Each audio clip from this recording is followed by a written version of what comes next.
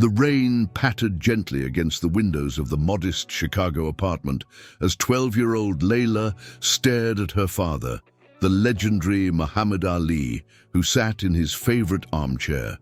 His once powerful hands now trembled slightly as he turned the pages of an old photo album. Despite his condition, his eyes still held that unmistakable spark, the same fire that had once captivated the entire world. "Dad," Layla's voice was barely above a whisper, hesitation evident in her young face. "I heard some kids at school talking about their grandfather who passed away. It made me wonder." She paused, gathering courage. "What happens when we die? Are you afraid of dying?" The room fell silent. The question hung in the air, weighty and profound, especially coming from a child so young. Ali closed the photo album slowly, his movements deliberate as he considered her question. For a man who had faced the most fearsome opponents in the ring, this question from his daughter seemed to require even greater courage to address.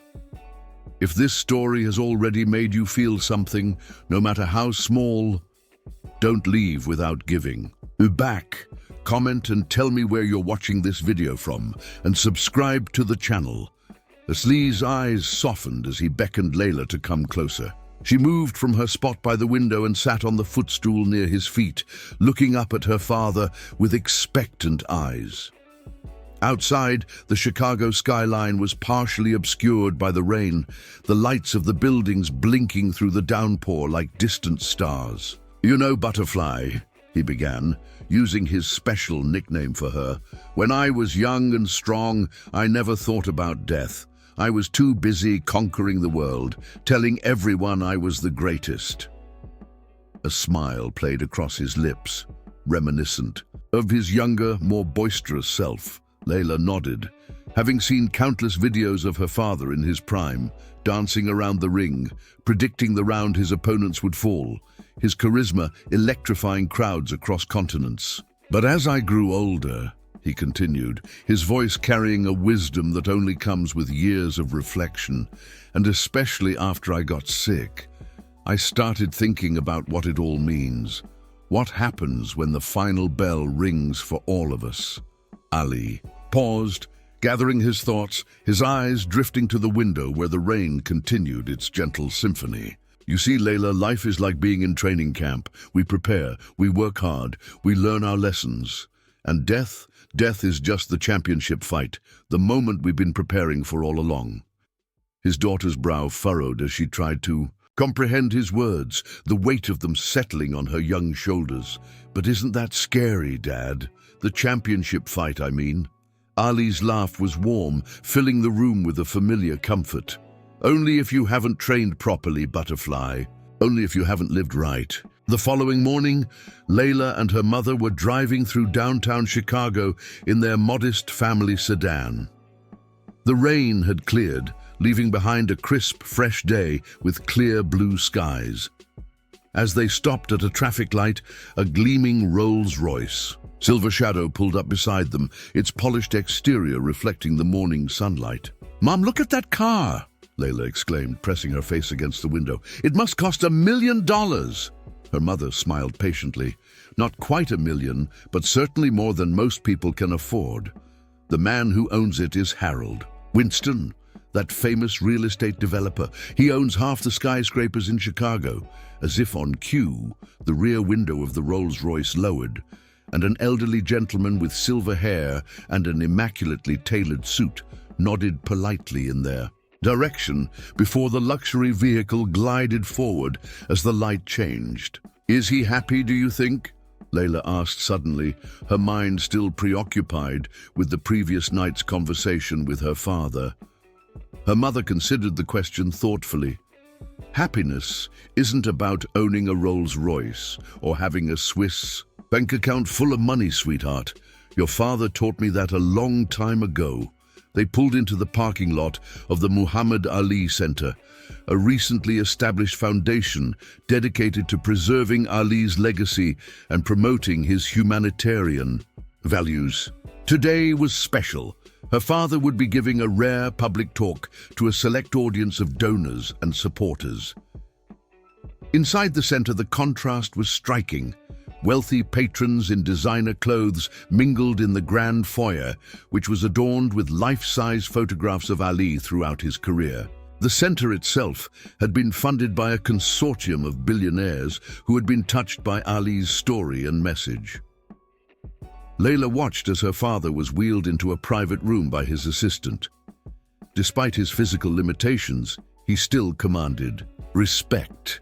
Everyone, from the janitor to the platinum-level donors wearing Rolex watches and Hermes ties, stopped to acknowledge his presence with reverence. "Layla, come help your father prepare," her mother called.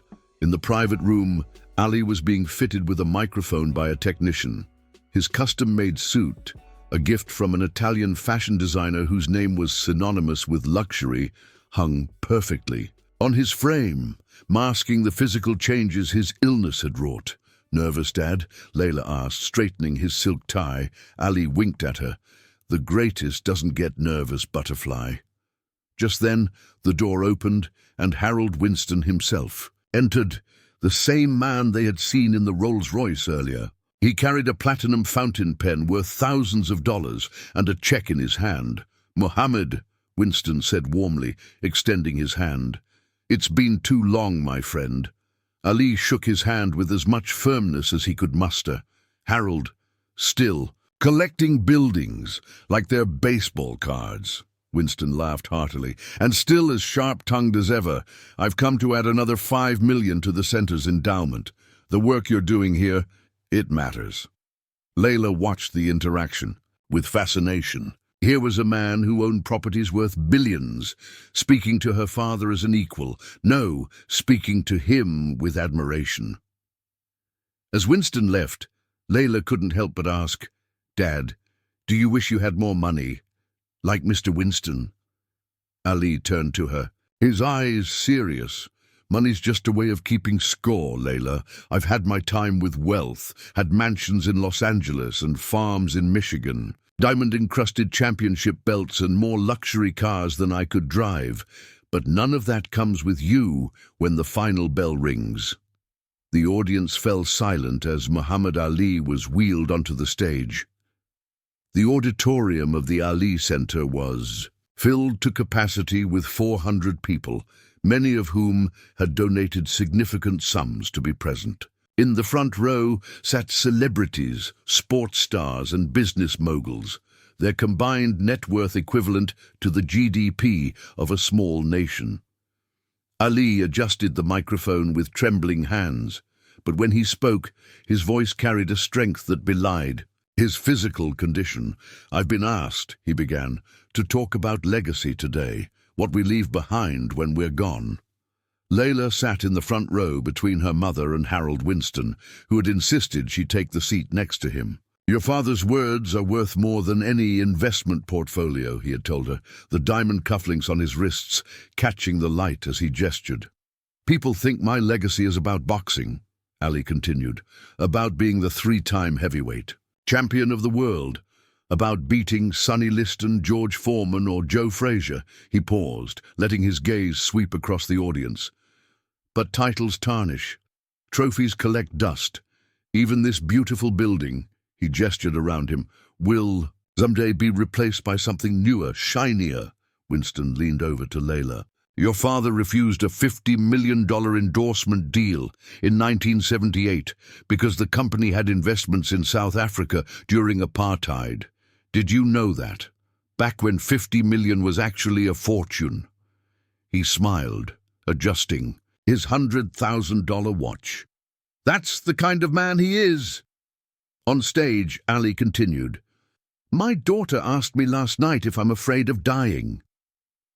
A murmur rippled through the crowd, the raw honesty of the statement catching them off guard. "I told her that death is just the championship fight we've been training for all our lives." Ali's eyes found Layla in the audience, and he smiled. "And I'm not afraid of it, because I've trained well."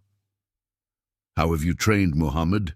called out a voice from the audience, a famous tech entrepreneur whose net worth was measured in billions. By trying to be a blessing to others, Ali replied without hesitation. By standing up for what's right, even when it cost me my title, my income, and nearly my freedom.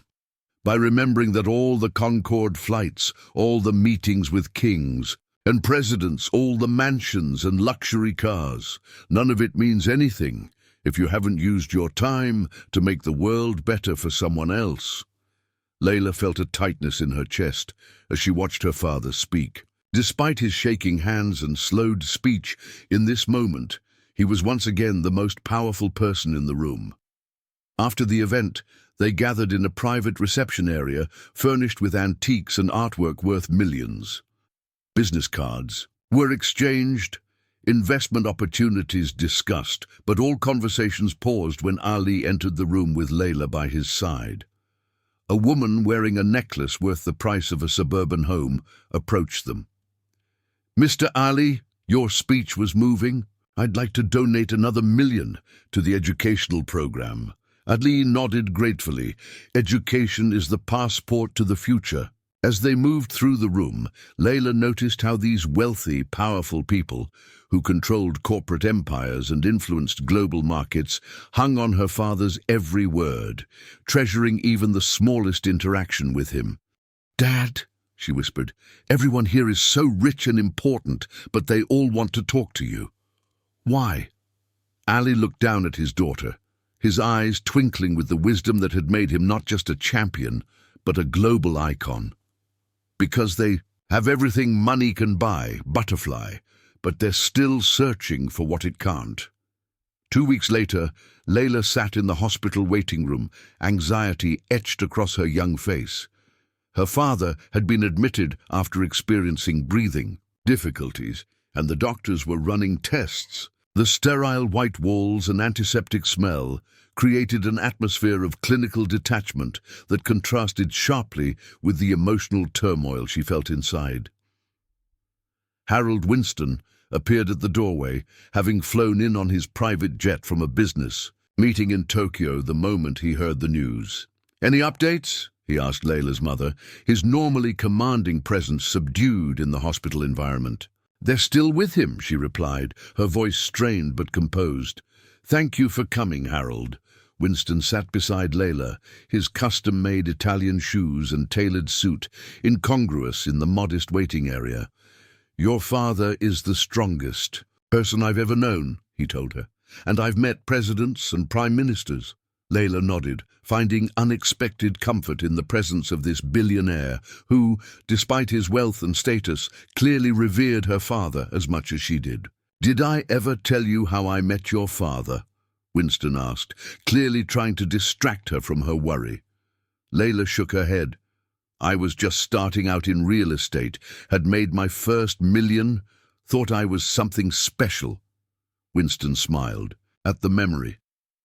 "I was at a charity gala, throwing money around, trying to impress everyone. Your father was the guest of honor."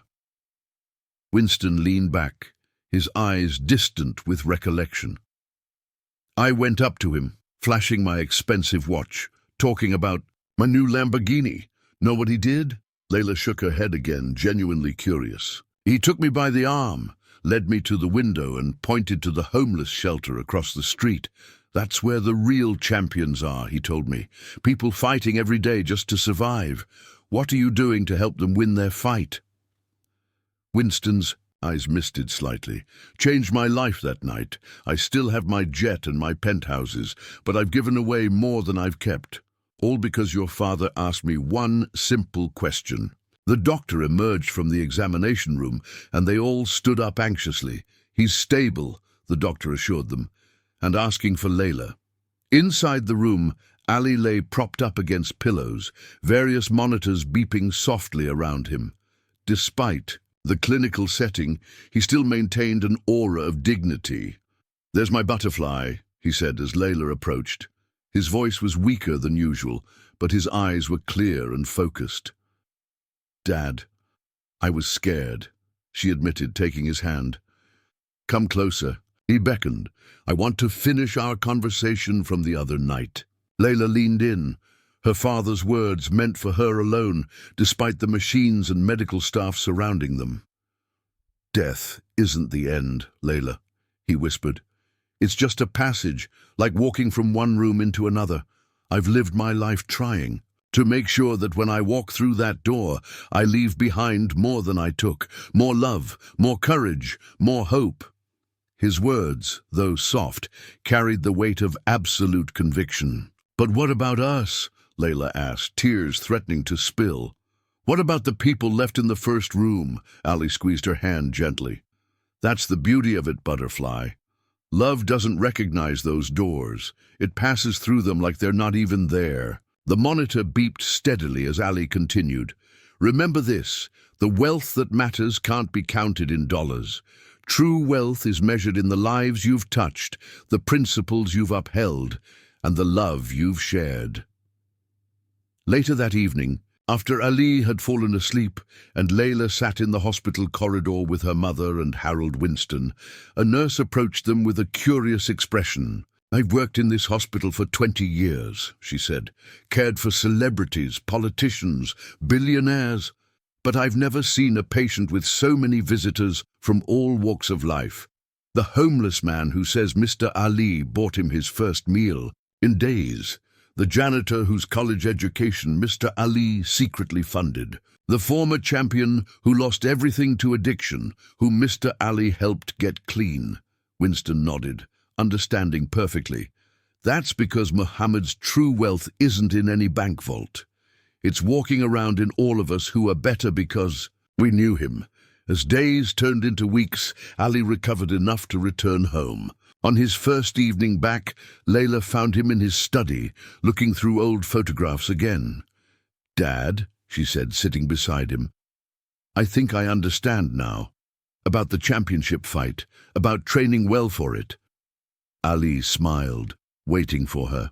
"To continue, it's not about having a lot of money or being famous," she said thoughtfully. "It's about how many people will feel the world got darker when your light goes out." Ali's eyes shone with pride as he pulled his daughter close. "That's right, Butterfly. And when it's your time for the final bell, many, many decades from now, the world will certainly notice the dimming of your light." Outside, the Chicago skyline glittered under a canopy of stars, a testament to human achievement and ambition. But inside that modest apartment, a different kind of wealth was being counted. One measured not in buildings or bank accounts, but in moments of wisdom passed from father to daughter, ensuring that long after the final bell, the legacy would continue.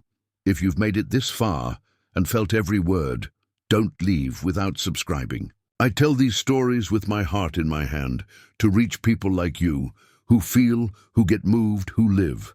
If this truly touched you, give back, comment, subscribe. Come be part of this family with me until the next video.